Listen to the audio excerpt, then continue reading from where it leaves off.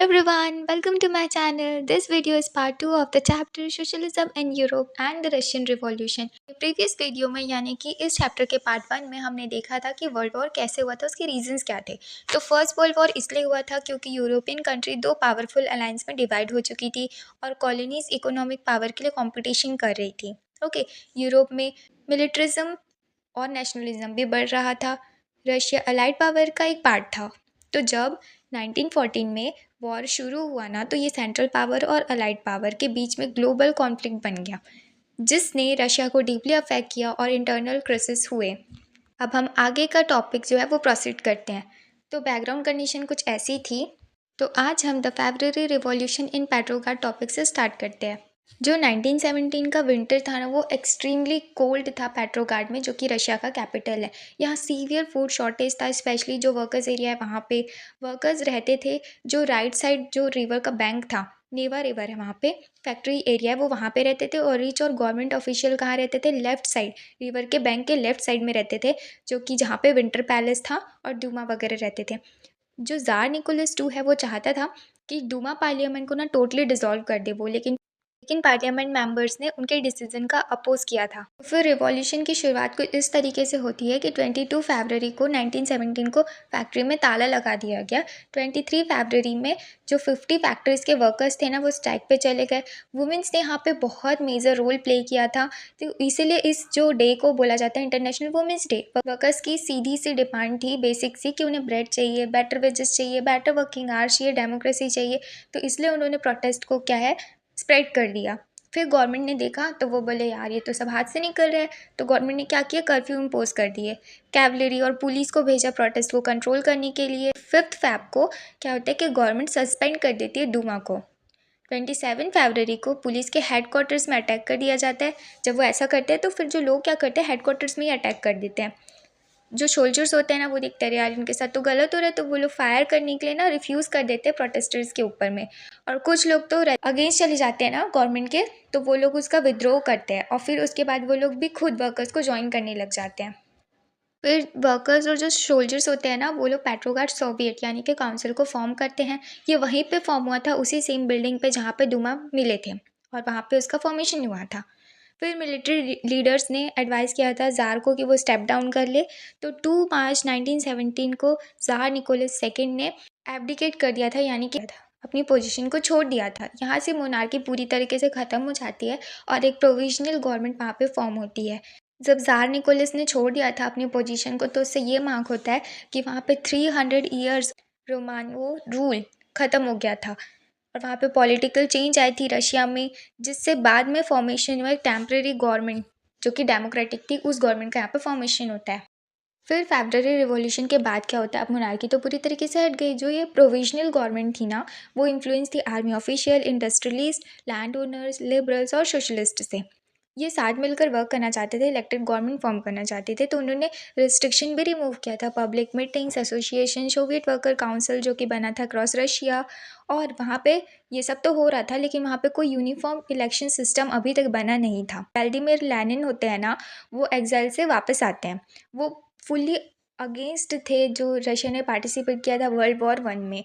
उनका डिमांड ये था कि वॉर ख़त्म हो जानी चाहिए और जो लैंड है वो ट्रांसफ़र कर देने जाने चाहिए पीजेंट्स को। नेशनलाइज बैंक बनना चाहिए। ये आइडिया बाद में बोला जाने लगा एप्रल थीसिस। उन्होंने ये भी सजेस्ट किया कि जो बोल्शेविक पार्टी है उसको रीनेम कर देना चाहिए, कम्युनिस्ट पार्टी रख देना चाहिए। पहले तो बहुत सारे बोल्शेविक्स ने सोचा कि नहीं, ये बहुत ज़्यादा अर्ली स्टेज है सोशलिस्ट रिवॉल्यूशन के लिए, लेकिन इवेंट्स ने उनकी थिंकिंग है उसको चेंज कर दिया। फिर समर 1917 में क्या होता है, जो रशियन लोगों के बीच में उस टाइम पे बहुत ज़्यादा जो अनरेस्ट है वो लगातार बढ़ते जा रहा था। अनरेस्ट जो डेवलप हुआ था ना, उसका रीज़न ये था कि वर्कर्स ने फॉर्म किया था फैक्ट्री कम्युनिटीज़, और वहाँ पे उन्होंने फैक्ट्री ओनर से क्वेश्चन करना चालू कर दिया था। ट्रेड यूनियंस इंक्रीज हो गए थे। सोल्जर्स ने फॉर्म किया था सोल्जर कम्युनिटीज़, और जून में 500 सोवियट्स ने अटेंड किया था all Russian Congress of Soviet. फिर क्या होता है कि जो प्रोविंशियल गवर्नमेंट होता है ना, उनका पावर वीक पड़ जाता है। बोल्शेविक का जो इन्फ्लुएंस है वो और ज़्यादा इंक्रीज़ हो गया। गवर्नमेंट ने अरेस्ट कर लिया वहाँ उनके लीडर्स को, और जो वर्कर्स कंट्रोल कर रहे थे फैक्ट्री का, उनका अपोज किया। जुलाई 1917 में बोल्शेविक का डेमोन्स्ट्रेशन पूरी तरीके से क्रश हो गया था, और बहुत सारे बोल्शेविक लीडर्स जो थे वो छुपने पर भी मजबूर हो गए थे। अब पीजेंट्स की बारी आती है। पीजेंट्स का ये डिमांड था कि रीडिस्ट्रीब्यूशन होना चाहिए लैंड का, जो कि लेड हो रहे थे सोशलिस्ट रिवॉल्यूशनरीज के थ्रू। लैंड कमिटीज़ फॉर्म हुई थी और जुलाई और सितंबर के बीच में 1917 में पीजेंट्स ने सीजिंग करना चालू कर दिया था लैंड का। इन सब के चलते में क्या होता है ना, जो पावर होता है वो स्ट्रगल करने लगता है प्रोविजनल गवर्नमेंट और सोवियत के बीच में। रशिया फिर वापस से मूव करने लगता है towards another revolution, the October revolution 1970। जब ये सारे कॉन्फ्लिक्ट इंक्रीज हुए ना, लेनिन जो है ना वो बहुत ज़्यादा टेंशन में आ जाते हैं कि शायद अब ये गवर्नमेंट डिक्टेटरशिप की तरह वर्क करेगी। फिर सितंबर 1917 में लेनिन प्लान करते हैं एक आर्म्ड अपराइजिंग। इसके लिए वो बोल्शेविक सपोर्टर्स को यूनाइट करते हैं, जो कि आर्मी, सोवियत, फैक्ट्रीज वर्कर्स थे उनको। लेनिन कन्विंस करते हैं पेट्रोग्राड सोवियत को कि वो पावर को सीज करेंगे। फिर मिलिट्री रिवॉल्यूशनरी कमेटी को फॉर्म किया जाता है, जिसको लेड करते हैं लियोन ट्रोत्स्की। जो रिवॉल्यूशन का डेट होता है ना उसे सीक्रेट ही रखा जाता है। फिर प्राइम मिनिस्टर केरेंस्की वो सिटी से चले गए ताकि वो गैदर कर पाए सेना वगैरह को। ओके, तो गवर्नमेंट ट्रूप्स क्या करते हैं, जो बोल्शेविक्स के न्यूज़पेपर ऑफिस होते हैं ना उनको वो सीज कर लेते हैं। टेलीफोन और टेलीग्राफ ऑफिस को वो प्रोटेक्ट करते हैं, उनके जो गवर्नमेंट के ट्रूप्स होते हैं। ओके, और विंटर पैलेस को वो लोग गार्ड करते हैं। मिलिट्री रिवॉल्यूशनरी कमेटी क्या करती है, गवर्नमेंट ऑफिस को कैप्चर कर लेती है और मिनिस्टर को अरेस्ट कर लेती है। वॉरशिप अरोरा फायर कर देते हैं और नाइट तक क्या होता है कि जो पेट्रोग्राड होता है रशिया का कैपिटल, वो अंडर में आ जाता है पूरी तरीके से बोल्शेविक के कंट्रोल में। गवर्नमेंट मिनिस्टर्स ने सरेंडर कर दिया था। ये सब हो जाने के बाद में क्या होता है, जो रशियन कांग्रेस ऑफ सोवियत है वो अप्रूव कर देते हैं एक्शन लेने के लिए, और बाकी अदर सिटीज़ में भी बहुत रिवॉल्ट होता है। मॉस्को में तो बहुत ज़्यादा फाइटिंग होती है। फिर दिसंबर 1970 तक जो बोल्शेविक्स होते हैं वो कंट्रोल कर लेते हैं मॉस्को, पेट्रोग्राड और भी बाकी एरियाज़ को। इससे ये सब होने के बाद ना प्रोविंशियल गवर्नमेंट का एंड हो जाता है, बोल्शेविक्स पावर में आ जाते हैं और रशिया पहला ऐसा कंट्री बन जाता है वर्ल्ड का जिसने सोशलिस्ट स्टेट जो थी वो पावर में आ गई थी। बाद में ये यूएसएसआर का फॉर्मेशन करते हैं 1922 में। और चेंज आफ्टर अक्टूबर इकोनॉमिक चेंजेस आई थी। बोल्शेविक सपोज करते थे प्राइवेट प्रॉपर्टी को, तो उन्होंने मोस्ट इंडस्ट्रीज को ना नेशनलाइज कर दिया था, बैंक को भी नेशनलाइज कर दिया था, लैंड को डिक्लेयर कर दिया था सोशल प्रॉपर्टी, और पीजेंट्स को अलाउ कर दिया था कि वो सीज कर सकते लैंड नोबल्स की भी। सिटीज़ में क्या होता है, लार्ज हाउसेस को डिवाइड कर दिया गया था according to the family needs. फिर सोशल चेंजेस भी आती है, जैसे कि ओल्ड एरिस्टोक्रेसी टाइटल्स को बैन कर दिया गया था। न्यू यूनिफॉर्म को डिज़ाइन किया गया था 1918 में क्लोथिंग कंपटीशन में। फिर सोवियत हैट भी बनाया गया था। ये सब वो लोग इसलिए कर रहे थे क्योंकि उन लोग को ना कंप्लीटली ब्रेक दिखाना था फ्रॉम द ओल्ड ज़ारिस्ट जो सिस्टम था उससे। पॉलिटिकल चेंजेस भी हुए थे, जैसे कि बोल्शेविक पार्टी को रीनेम कर दिया गया था रशियन कम्युनिस्ट पार्टी से, और नवंबर 1917 में कॉन्स्टिट्यूएंट असेंबली के इलेक्शंस भी हुई थी जिसमें बोल्शेविक्स को मेजोरिटी नहीं मिली थी। फिर जैन 1918 में क्या होता है, जो बोल्शेविक्स ने मेजर्स दिए थे ना उसको असेंबली रिजेक्ट कर देती है। लेनिन ने डिसमिस कर दिया था असेंबली को। मार्च 1918 में जर्मनी ने साइन किया था पीस ट्रीटी, किसके साथ में, ब्रेस्ट लिटोवस्क के साथ में। ग्रेजुअली क्या होता है, जो बोल्शेविक्स होते हैं ना सिर्फ वही इलेक्शंस में अलाउड होते हैं। रशिया एक वन पार्टी स्टेट बन जाती है। ये बोल्शेविक्स लोग पावर में आते हैं ना तो वो लोग क्या करते हैं, सप्रेस करने लग जाते हैं। ठीक है, तो जैसे ट्रेड यूनियंस है उसको कंट्रोल करती है पार्टी, सीक्रेट पुलिस फॉर्म करती है जिसमें वो लोग पनिश करते हैं क्रिटिक्स और ओपोनेंट्स को। जो भी पॉलिटिकल अपोजिशन करेगा या अपोज करेगा पॉलिटिक्स को, वो लोग को सप्रेस किया जाता था। कल्चरल इम्पैक्ट भी आए थे, बहुत सारे जो यंग राइटर्स होते हैं, आर्टिस्ट होते हैं, वो सपोर्ट कर रहे थे सोशलिज्म को। उन्होंने एक्सपेरिमेंट किया था आर्ट और आर्किटेक्ट से अपने जो चीज़ों को दिखाने के लिए, लोगों को अवेयर करने के लिए। लेकिन बाद में क्या होता है, ये लोग बहुत डिसअपॉइंट हो जाते हैं क्योंकि सेंसरशिप वहाँ पे लगा दी गई थी। सिविल वॉर, अब ये सिविल वॉर स्टार्ट क्यों हुआ, तो रशियन आर्मी पूरी तरीके से शैटर्ड हो गई थी लैंड रीडिस्ट्रीब्यूशन के बाद में, क्योंकि सोल्जर्स जो थे वो मोस्टली पीसेंट्स थे, तो वो लोग अपनी लैंड को क्लेम करने के लिए चले गए थे। बहुत सारे ग्रुप बोल्शेविक को अपोज करते थे, उसमें थे non Bolshevik socialist, liberal, supporter of jar, autocracy. अब कौन किससे लड़ रहा था, तो जो रैड थे ना वो बोल्शेविक थे, वाइट प्रो जारिस्ट थे, ग्रीन सोशलिस्ट रिवॉल्यूशनरी थे। वाइट को सपोर्ट कर रहे थे फ्रांस, अमेरिका, ब्रिटेन और जापान। जापान ना डरता था स्प्रेड करने के लिए सोशलिज्म। कंडीशन क्या थी सिविल वॉर के टाइम पे कि 1918 से 1990 तक वाइट और ग्रीन कंट्रोल कर रहे थे लार्ज एरियाज़ को। फाइटिंग के बाद क्या होता है, लूटिंग होती है, बैलेंट्री, फेमेन, तो ये सब होने लगता है। वाइट पनिश करते हैं उन पेजेंट्स को जो लोग सीज कर रहे हैं लैंड को। इससे जो है वो अपनी पॉपुलर सपोर्ट को लूज़ कर देते हैं। फिर जनवरी 1920 तक बोल्शेविक कंट्रोल करने लग जाते मोस्ट ऑफ द रशिया। उनका जो सक्सेस का रीज़न था वो ये था कि वो बेटर ऑर्गेनाइज कर पा रहे थे और जो उनका कॉपरेशन था नॉन रशियन नेशनलिस्ट मुस्लिम जैदिदिस्ट के साथ में, लेकिन कुछ एरिया में उन्हें सक्सेस कैसे मिली, जैसे कीवा सेंट्रल एशिया बोल्शेविक्स ने वहाँ पे बहुत ब्रूटल फोर्स किया कॉलोनिस्ट को। इससे क्रिएट भी हो गया कन्फ्यूजन कि ये लोग चाहते क्या है, इनका ट्रू इंटेंशन क्या है। तो दिसंबर 1922 में बोल्शेविक्स क्रिएट करते हैं the union Soviet socialist Republic, जिसे यूएसएसआर के नाम से जाना जाता है। नॉन रशियन नेशनलिस्ट जो थे ना, उन्हें पॉलिटिकल ऑटोनॉमी मिल तो गई थी, लेकिन कुछ हार्श पॉलिसीज भी थे जिसमें वो डिकरेज करते थे नोमैटिज्म को। Making a socialist society, industries और बैंक को ना नेशनलाइज्ड ही रहने दिया गया। बिजनेस को अलाउ कर दिया गया कि वो कल्टीवेट कर सकते सोशलाइज लैंड पर। कॉन्स्फिकेट लैंड को यूज़ किया गया प्रमोट करने के लिए कलेक्टिव फार्मिंग, और सेंट्रलाइज प्लानिंग को इंट्रोड्यूस करवाया गया, जैसे कि गवर्नमेंट ऑफिशियल प्लान करते थे इकोनॉमी को, और टारगेट फिक्स कर दिया गया 5 ईयर्स पीरियड के लिए। और यही जो इसे ही बोला गया 5 year plan.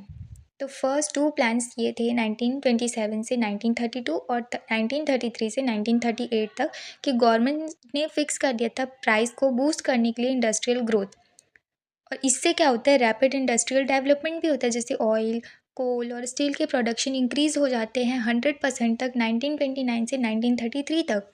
New industrial cities develop होते हैं, फॉर एग्जांपल मैग्नीटोग्रोस्क। लेकिन इस रैपिड इंडस्ट्रियलाइजेशन के कारण जो फास्ट कंस्ट्रक्शन है वो पुअर वर्किंग कंडीशन में बदल गया, हार्श लिविंग कंडीशन हो गए। मैग्नीटोग्रोस्क, यहाँ पे क्या होता है कि जो स्टील प्लांट है वो 3 साल में ही बन गए, जिससे 550 बार जो है स्ट्राइक होता है, जो कि ये फर्स्ट ईयर में ही हो जाता है। सीवियर कोल्ड कंडीशन में काम करना पड़ता है, -40 डिग्री सेल्सियस चले जाता है। इनएडिक्वेट हाउस मिलती है उनको। सोशल चेंजेस भी किया जाता है, जैसे कि एजुकेशन सिस्टम का एक्सपेंशन होता है। वर्कर्स और पिटिजन्स अब एंटर कर सकते हैं यूनिवर्सिटीज़ में और क्रिश से, यानी कि जो सुपरवाइज जो एरिया होता है ना जहाँ पे बच्चे को देख सकते हैं, तो वहाँ पे फैक्ट्रीज़ में सेटअप किया गया ताकि जो वुमेन वर्कर्स के चिल्ड्रन है वहाँ पे रह पाए। पब्लिक हेल्थ केयर को चीप कर दिया गया और मॉडल हाउसिंग क्वार्टर्स बिल्ड किया गया वर्कर्स के लिए। लेकिन इससे क्या होता है, जो बेनिफिट्स है वो अभी भी अनइवन है, क्योंकि यहाँ पर लिमिटेड रिसोर्स थे। Nationalism and collectivisation, Soviet towns में क्या होता है ना, जो ग्रेन्स की बहुत ज़्यादा शॉर्टेज हो जाती है, तो गवर्नमेंट ना लो प्राइस पर फिक्स कर देते हैं ग्रेन को ताकि सब लोग ले पाए। लेकिन पिजन्स रिफ्यूज़ कर देते हैं उन प्राइजेस पर सेल करने के लिए ग्रेन को। तो स्टैलिन बिलीव करते हैं कि जो रिच पिजन्स कुलाग्स बोलते हैं ना, ये ना ग्रेन को छुपा रहे हैं ताकि जब हाई प्राइजेस होंगी ना तब वो इन्हें बेच देंगे। तो इसीलिए वो जो है बहुत ही स्ट्रिक्ट एक्शन लेते हैं। वो क्या करते हैं कि जो पार्टी मेंबर्स को वहाँ पे भेज देते हैं जहाँ पे ग्रेन प्रोड्यूस होता है, वो वाले एरिया में ग्रेन को फोर्सबली कलेक्ट कर लिया जाता है। और जो रेड्स मारे जाते हैं कुलाक्स के घर में, ताकि वो लोग जो भी अनाज वगैरह छुपा कर रखें वो लोग ले पाए। और स्टॉक्स को है कॉन्सिफिकेट कर दिया जाता है। कलेक्टिवाइजेशन क्यों लाते हैं, तो स्टैंडर्ड बिलीव करते हैं कि स्मॉल फार्मर मॉडर्नाइज नहीं हो सकते, क्योंकि एग्रीकल्चर को ज़रूरत है लार्ज स्केल फार्मिंग की, मशीनरीज की और इंडस्ट्रियल मेथड की। तो वो डिसाइड करते हैं कि वो कुलाक्स को एलिमिनेट करेंगे, पीजेंट से लैंड ले लेंगे और क्रिएट करेंगे एक large scale state control farms, जिसमें पिजन्स को फोर्स किया जाता था कि वो कलेक्टिव फार्म्स को ज्वाइन करेंगे। लैंड और टूल ट्रांसफ़र किए जाते थे, कलेक्टिव ओनरशिप को प्रॉफिट सब में शेयर होता था जितने भी वर्कर्स थे। इसका एम ये था सिंपल सा स्टालिन का, कि इंक्रीज़ किया जाए प्रोडक्शन को और कंट्रोल किया जाए एग्रीकल्चर पे। लेकिन पिजन्स इस सब से खुश नहीं थे, तो उन्होंने रेजिस्ट किया, बहुत सारे पिजन्स ने रेजिस्ट किया और डिस्ट्रॉय कर दिया लाइव स्टॉक को प्रोटेस्ट में। 1929 और 1931 के बीच में कैटल्स जो नंबर था कैटल का वो पूरा नीचे गिर जाता है 1/3 से। जो लोग रेजिस्ट कर रहे थे डिपोर्टेशन किया गया, एक्साइल किया गया और उन्हें सीवियर पनिशमेंट भी मिली। पीजेंट्स का आर्ग्यूमेंट ये था कि वो लोग रिच नहीं थे, एंटी सोशलिस्ट नहीं थे, तो वो सिंपली से चाहते थे कि हमें फार्मिंग करनी है इंडिपेंडेंटली। इसका कॉन्सिक्वेंस ये निकलता है कि प्रोडक्शन जो है वो इंक्रीज़ नहीं करता है इमीडिएटली, उससे बैड हार्वेस्ट हो जाती है 1930 से 1933 तक, मतलब 3 साल का। तो सीवियर फैमाइन आ जाता है वहाँ पे, 4 मिलियन लोग वहाँ पे मर जाते हैं। One of the worst famine था ये सोवियत हिस्ट्री का।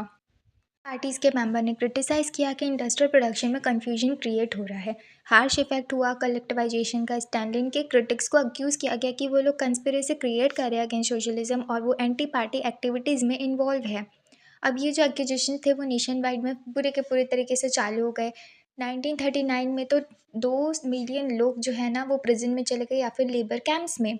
बहुत सारे इनमें से इनोसेंट भी थे, उन्हें फोर्स किया गया कि वो लोग कन्फेशन देंगे कि मतलब हाँ उन्होंने किया है, उन्हें टॉर्चर किया गया। लार्ज नंबर में लोग जो है एग्जीक्यूट हुए। बहुत सारे विक्टिम जो थे वो स्किल प्रोफेशनल थे, टैलेंटेड लीडर्स थे। इस पीरियड को बोला भी गया कि ये स्टैनली पर्चुगेज है, यानी कि ग्रेट टेरर है। पल influence of the Russian revolution and USSR. कुछ सोशलिस्ट पार्टी जो थे उन्होंने अप्रूव नहीं किया था जिस तरीके से बोल्शेविक्स ने सीज किया था पावर, वन पार्टी रूल लाया था, बट जो आइडिया था वर्कर स्टेट का उसने इंस्पायर किया था बहुत सारे लोगों को। कम्युनिस्ट पार्टी फॉर्म हुई थी वर्ल्ड वाइड में, जैसे कि communist party of great Britain. Bolsheviks ने एनकरेज किया था कॉलोनियल कंट्री को ताकि वो उनका जो मॉडल है वो फॉलो करें। 1920 में क्या हुआ था, conference of the people of the state को ऑर्गेनाइज किया गया था, फॉर्मेशन हुआ था कॉमिटेरियन का, जिसको बोला जाता है इंटरनेशनल सोशलिस्ट ऑर्गेनाइजेशन। बहुत सारे फॉरेन रिवॉल्यूशनरी स्टडी किए थे communist university of the workers of the state में। वर्ल्ड वॉर टू में क्या होता है, यूएसएसआर एक मेजर वर्ल्ड पावर बन जाता है। सोशलिज्म जो है वो गेन कर लेती है ग्लोबल रिकॉग्निशन, और अचीवमेंट इससे ये मिलता है कि इंडस्ट्रियल और एग्रीकल्चरल ग्रोथ मिलती है, रिडक्शन होता है पॉवर्टी का, और इम्प्रूव होता है एजुकेशन और हेल्थ केयर। 1950 में तक तो जो गवर्नमेंट का स्टाइल है उसको क्रिटिसाइज़ किया गया, वो फुली अलाइन नहीं कर रहा था जो आइडियल्स थे 1917 के रिवॉल्यूशन से। क्यों? क्योंकि वहाँ पे फ्रीडम की प्रॉब्लम थी, उतना फ्रीडम नहीं मिल रहा था, रिप्रेसिव पॉलिसीज़ थे। लेट 20 सेंचुरी में यूएसएसआर ने इंटरनेशनल जो अपना रेपुटेशन बनाया था ना, वो कम होता गया उनका, लेकिन फिर भी सोशलिस्ट आइडियल्स कंटिन्यू होते रहे इन्फ्लुएंस करने के लिए ग्लोबल पॉलिटिक्स को, और डिफरेंट कंट्रीज़ ने अडेप्ट किया है सोशलिज्म को अपने अपने तरीके से। ओह! तसार से गिरने से लेकर बोल्शेविक्स के पावर टेक ओवर करने तक रशिया ने देखा है वॉर्स, रिवॉल्यूशन और मैसिव चेंज। ये स्टोरी ने वर्ल्ड के फ्यूचर को चेंज ही करके रख दिया है। If you found this journey through history mind blowing, then please like, share and subscribe for more such related videos. Thank you.